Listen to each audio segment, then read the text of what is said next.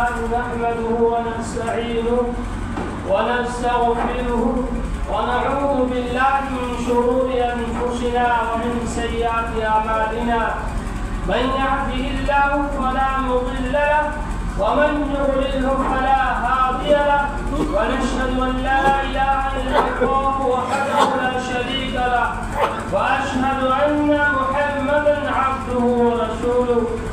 أعوذ بالله من الشيطان الرجيم. بسم الله الرحمن الرحيم. ومن أعرض عن ذكري فإن له معيشة ضنكا ونحشره يوم القيامة أعمى. صدق اللہ العظیم. میرے محترم بزرگوں و دوستوں، اللہ رب العزت کا بے انتہا احسان، اس کا فضل و کرم ہوا کہ اس نے ہم سب کو اپنی بارگاہ عظیم میں جمعہ کی نماز پڑھنے کی سعادت بخشے. اللہ رب العزت ہم سب کو کہنے اور سننے سے زیادہ عمل کی توفیق عطا فرمائے. میرے عزیزوں، اللہ رب العزت نے ہم سب کو دو چیزوں سے مرکب ہو کر بنایا ہے. یہ انسان دو چیزوں سے مرکب ہے، ایک ہے جسم اور روح سے متعلق. ان دو مجموعوں سے یہ انسان بنا ہوا ہے. پھر میرے عزیزوں، اس انسان کے اوپر کئی دور گزرتے ہیں. ان میں سے سب سے پہلا دور عالم دنیا دنیا کی زندگی ہے، جس کو آپ جو ہے کیا کہتے ہیں، دارالعمل کہہ سکتے ہیں. اللہ رب العزت نے ہمیں اور آپ کی دنیا کی جو زندگی دی ہے، یہ عمل کی زندگی ہے، یہ امتحان کی زندگی. اس کے بعد میں ایک دور آتا ہے عالم آخرت، جس کو دارالبقا کہا جاتا ہے، جس کو دارالقرار کہا جاتا ہے. جہاں ہمیشہ کے لیے اس انسان کو رہنا ہے، وہاں اس کے اوپر موت طاری نہیں ہوگی.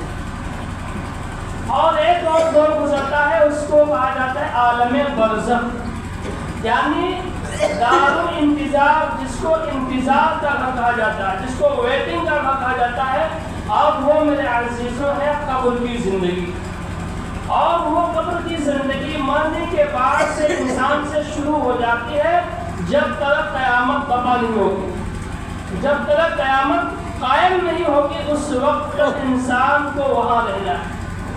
میرے عزیزوں، یہ ہے ہماری زندگی کے دور جن سے ہم سب کو گزرنا ہے.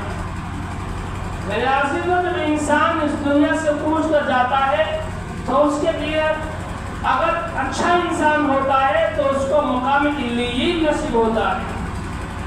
مقام علیین وہ ہے جہاں صلحاء، پرہیزگار، اتقیاء لوگ ہوں گے، اور اس کو گیسٹ ہاؤس کہا جاتا ہے، جس کو مہمان نوازی کے طور پر اللہ علیہ سے دیں گے. اور ایک ہے مقام سجین، وہ ان بدکردار، گنہگار اور فاسق و فاجر کے لیے قید خانہ ہو.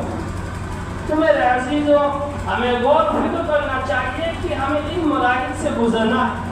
اگر اچھے عمل کریں گے تو مقام علیین نصیب ہوگا، اگر برے کام کریں گے تو مقام سجین نصیب ہوگا. اس کے ساتھ ساتھ میرے عزیزوں، یہ دنیا ہمارا ایک سفر ہے. ایک سفر ہم طے کر رہے ہیں، اور اس کی منزل سب سے پہلے کون ہے؟ قبر ہے.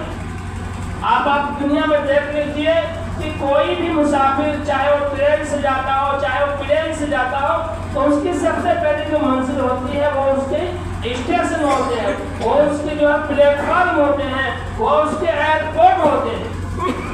اگر میرے عزیزوں وہ اپنے ان منزلوں سے غافل رہے، کوتاہی کرے، تو وہ کیسے سفر کر سکتا ہے؟ ایک دنیا کا انسان جو ہے اپنی سفر سے، اپنی منزلوں سے جو ہے کوتاہی نہیں کرتا ہے، تو ایک آخرت کا متوالا، ایک آخرت کو پانے والا، وہ آخرت سے کیسے غافل ہو سکتا ہے؟ میرے عزیزوں، ہم ان سے نصیحت حاصل کریں، غور فکر کریں کہ جو ہے کہ دنیا کا ایک مسافر ہے، وہ اپنے سفر میں کوتاہی کمی نہیں کرتا ہے، وہ چاہتا کہ حفاظت اپنے گھر آ جائے. تو آخرت کا متوالا، جس کو آخرت میں جانا ہے، وہ اس سے، یعنی قبر کی جو پہلی منزل ہے، اس سے اس کو غافل نہیں ہونا.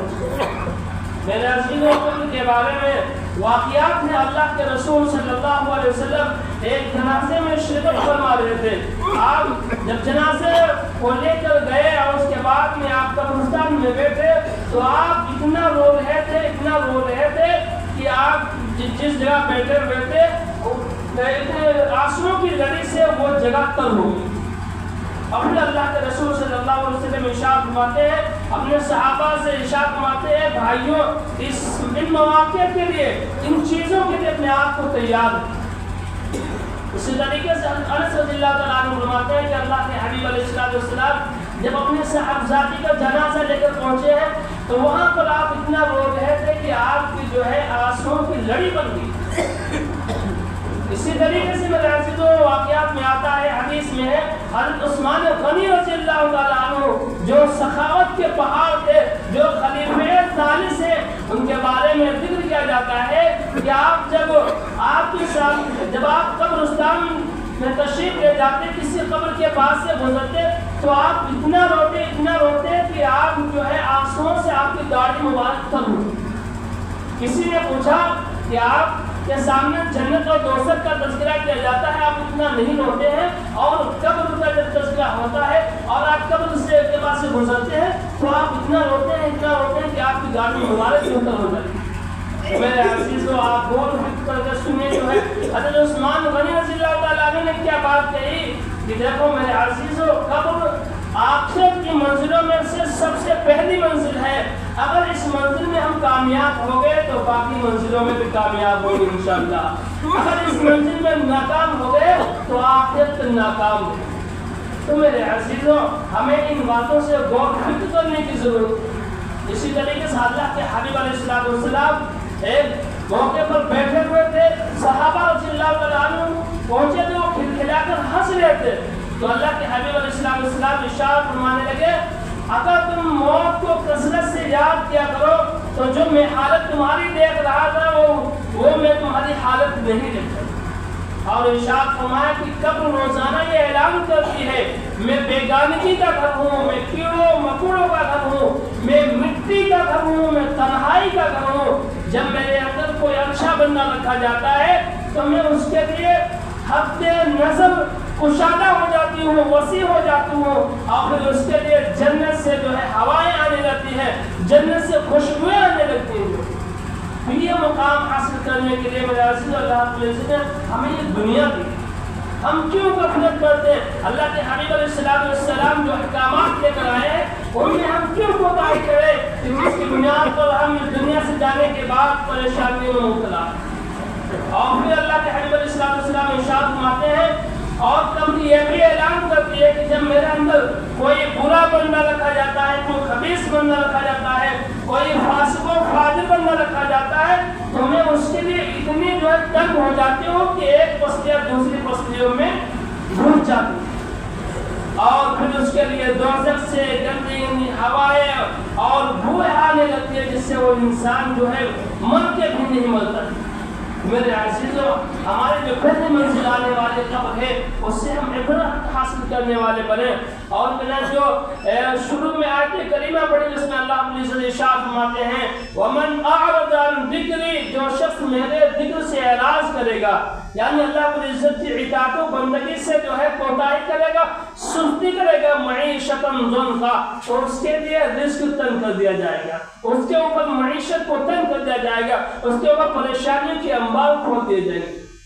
اور پھر آگے کیا ارشاد فرمایا جا رہا ہے، وَمَنْ أَعْرَضَ عَنْ ذِكْرِي فَإِنَّ لَهُ مَعِيشَةً ضَنكًا وَنَحْشُرُهُ يَوْمَ الْقِيَامَةِ أَعْمَىٰ، کہ کل قیامت کے دن اس کو جو اندھا بنا کر اٹھایا جائے گا۔ میرے عزیزوں ان مراحل سے اللہ رب العزت نے ہمیں عقل دی ہے، سلیم دی ہے، ہم اس کو استعمال کر کے اللہ رب العزت کی اطاعت و بندگی کر کے اپنی آخرت کو بنانے والے بنے۔ اللہ رب العزت ہم سب کو ان باتوں پہ زیادہ سے زیادہ فرمائے۔ وآخر دعوانا الحمد للہ۔